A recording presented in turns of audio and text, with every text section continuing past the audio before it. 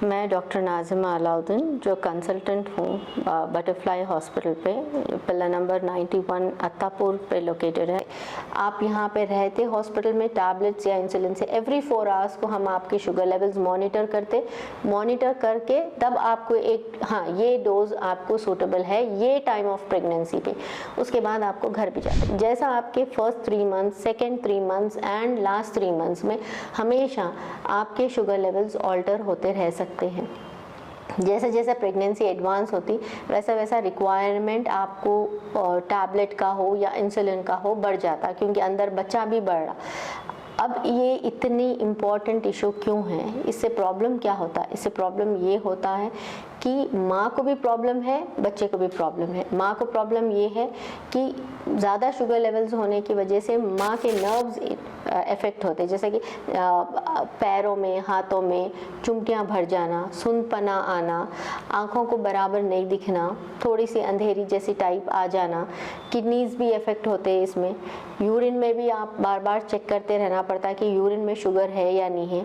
और mother time to time खाना बनाने तो कीटोन बॉडीज आना शुरू हो जाते। वो अगर आप ज़्यादा उल्टियाँ हो गए, जैसे कि फर्स्ट 3 मंथ्स में कई पेशेंट्स को ऐसा होता है कि जो भी खाए या जो भी पिए बहुत सारे वॉमिटिंग्स होना शुरू होते, उसमें भी आपके शुगर लेवल्स इफेक्ट हो सकते। ये सारे चीज़ों के लिए आपको कॉन्स्टेंटली डॉक्टर के पास, जैसे आपके गायनेकोलॉजिस्ट बोलते हैं वो टाइम पीरियड पे आपको जाना चाहिए। कोई किस्म की बदएहतियाती नहीं करना चाहिए। इसमें बेबी को क्या प्रॉब्लम होता, बेबी को ये प्रॉब्लम हो सकता है कि आप सब चीज़ अच्छी रहती, जैसे कि अब हम आप डॉक्टर के पास गए हुए हैं, बेबी देख लिए अच्छा है, एवरीथिंग है, हेल्थी है, सब है। फिर आप जब सेकेंड विजिट करते पता नहीं क्या कि भाई आप बोलते रहे भाई हम अभी जाके आए डॉक्टर के पास, हर चीज़ हेल्थी थी, बच्चा अच्छा था, सब चीज़ चलता, फिर ऐसा कैसा हो गया? मतलब आईयूडीज मतलब बच्चों का पेट में ही मर जाना, ये बहुत ज़्यादा कॉमन है डायबिटिक पेशेंट्स में। आप इसका एक्सप्लेनेशन ही नहीं है, अनएक्सप्लेन्ड है कि भाई फीटल डेथ्स होना अनएक्सप्लेन्ड है। और दूसरे कॉम्प्लिकेशंस जो हो सकते हैं कि भाई पूरी प्रेगनेंसी में ऐसा हो सकता है। दूसरी चीज़ है कि पानी का बहुत ज़्यादा पेट में जो बच्चा पानी में रहता है वो पानी का बहुत ज़्यादा बढ़ जाना, वो इसलिए होता है क्योंकि शुगर लेवल्स बढ़ते पानी बढ़ जाता। और दूसरी चीज़ डिलीवरी के टाइम पे भी बहुत ज़्यादा प्रॉब्लम्स हो सकते। और माँ का मोटा होना, डायबिटीज़ है तो माँ भी मोटे हो जाते, उसमें क्या होता बच्चे भी मोटे होना हो जाते अंदर।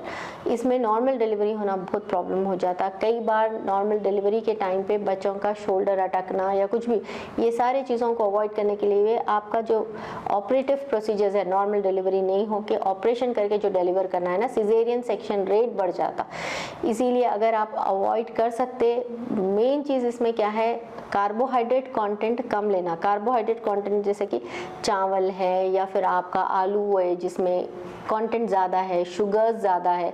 कॉन्स्टेंटली आप वॉकिंग करिए, ये सारे ग़िज़ा कम लीजिए। आपको इंसुलिन लगता है तो इंसुलिन लीजिए, यानी आपको है सो टैबलेट्स पे हम आपका ट्रीटमेंट कर दे सकते हैं तो बिल्कुल टैबलेट्स पे करना है। कई सारे पेशेंट्स आते हैं, नहीं मैडम अगर आप इंसुलिन ले लिए हम तो ज़िंदगी भर इंसुलिन लेना पड़ता, अगर अब हम शुगर टैबलेट ले लिए तो ज़िंदगी भर लेना पड़ता है। ऐसा कुछ नहीं है, आपकी प्रेगनेंसी तक तो आपको कैसा भी लेना है, आपकी हेल्थ के लिए, आपके बेबी के हेल्थ के लिए। उसके बाद कई पेशेंट्स को ये शुगर चले जाती है, डिलीवरी हुए तो 6 वीक्स में चले जाती, कई बहुत कम जनों को है जो रह जाती। लेकिन आप कोशिश ये करिए कि जितना हो सके उतने आपके डॉक्टर गायनेकोलॉजिस्ट से मिलके ये सारे चीज़ों को प्रॉब्लम्स दवाइयों के ज़रिए से आप एक नॉर्मल शुगर लेवल्स मेंटेन करना, नहीं तो आगे जो बच्चे आपके पैदा होंगे उन लोग इन फ्यूचर वो लोगों को डायबिटीज़ आने के चांसेस हो जाते हैं। और जैसा बच्चा पैदा होते के साथ ही उसका शुगर लेवल कम हो जाता, उसके पास बॉडी में कैल्शियम कम हो जाता, उसके पास बॉडी में पोटेशियम कम होना शुरू होता। तो ये सारे जो चीज़ें हैं अब लिए तो ज़िंदगी भर लेना पड़ता है। ये सारी चीज़ें छोड़ के आपके गायनेकोलॉजिस्ट जैसा बोलते हैं बिल्कुल उन सारी चीज़ों पे चलिए, क्योंकि शुगर प्रेगनेंसी में आना एक हाई रिस्क प्रेगनेंसी में चले जाता है, जिससे आपको भी नुकसान है, आपके बच्चे को भी नुकसान है। इसीलिए कोशिश ज़्यादा करिए कि आप आपके डॉक्टर या गायनेकोलॉजिस्ट की जो भी उन्होंने आपके शुगर लेवल्स को मेंटेन करने के लिए जो भी उन्होंने आपको एडवाइस देते, जो भी मोड ऑफ ट्रीटमेंट उन्होंने एडवाइस करते, उसको फॉलो करिए। Thank you.